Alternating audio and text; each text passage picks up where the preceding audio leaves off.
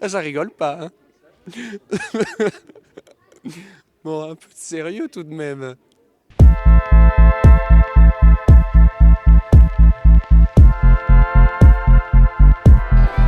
Le lundi 23 janvier, le festival Premier Plan s'est associé au Printemps des Orgues. Un ciné-concert a montré une nouvelle fois que musique et cinéma sont inséparables.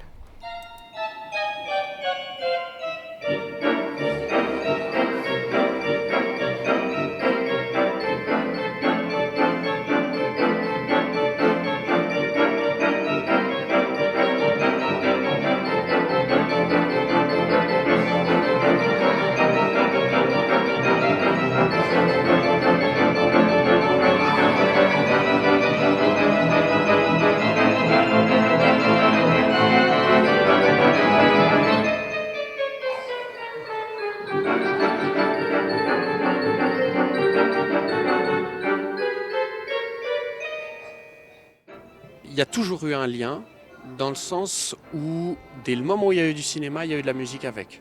Dès le moment où on a projeté des choses, on a toujours mis de la musique. Et puis ce lien, je pense, s'est intensifié de plus en plus avec le moment où on a pu cristalliser la musique, une bande son sur un film à partir des années 30, 30, 35 et où c'est devenu courant. Parce que dès ce moment-là, on a pu faire une musique vraiment spécifique au film qui n'était plus improvisée comme je l'ai fait là, mais vraiment où on peut synchroniser la moindre chose. Jusqu'à après ça, des sommets de la littérature de musique de film comme on en a actuellement avec John Williams et tous ces compositeurs qui sont à un niveau d'excellence vraiment.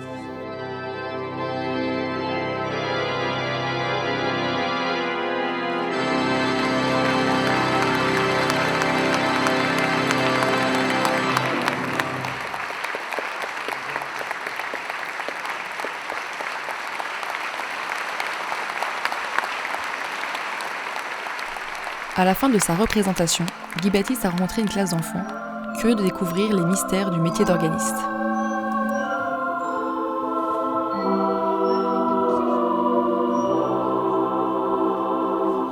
Et voilà.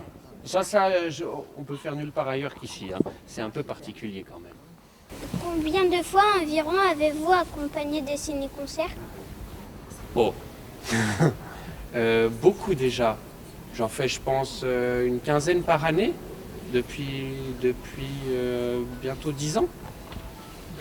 Ça fait déjà beaucoup.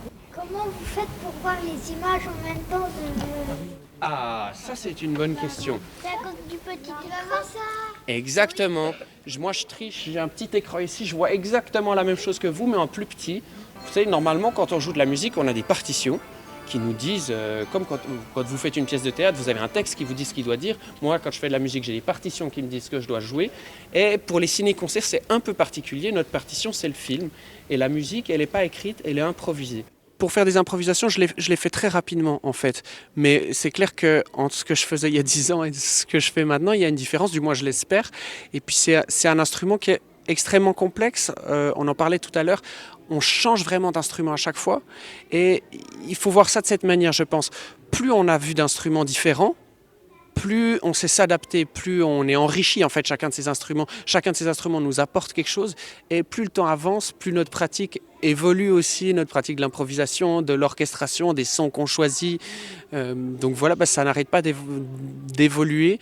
Et puis voilà, je pense qu'un instrument qu'on maîtrise jamais parfaitement en fait. Et puis on continue d'apprendre.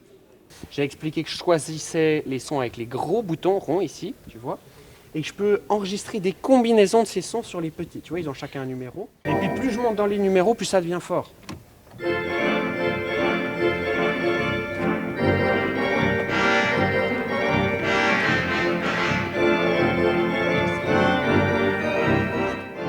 Les enfants, surtout à cet âge-là, ils ont aucun filtre, ils peuvent dire les choses comme ils pensent et en fait en entendant le son de leur voix, les inflexions dans leur voix, on sait tout de suite ce qu'ils veulent dire. Donc on peut avoir des discours très directs. Et puis c'est vrai que l'orgue, dans le monde entier, dans une recherche constante d'un nouveau public, d'une nouvelle adéquation, il essaye de sortir du cadre de l'Église, non pas en opposition à l'église, mais pour ne plus exister seulement que dans le cadre de l'église, de trouver d'autres terrains, des ciné-concerts, de retrouver un lien vraiment populaire avec les gens. Et ben, quand on a des enfants qui s'y intéressent comme ça, dès le plus jeune âge, ça fait beaucoup de bien, ça fait plaisir et ça donne envie de continuer. Plus je mets les gaz, c'est comme à la voiture, plus je mets les gaz, plus ça fait du bruit. Vous avez remarqué ça ?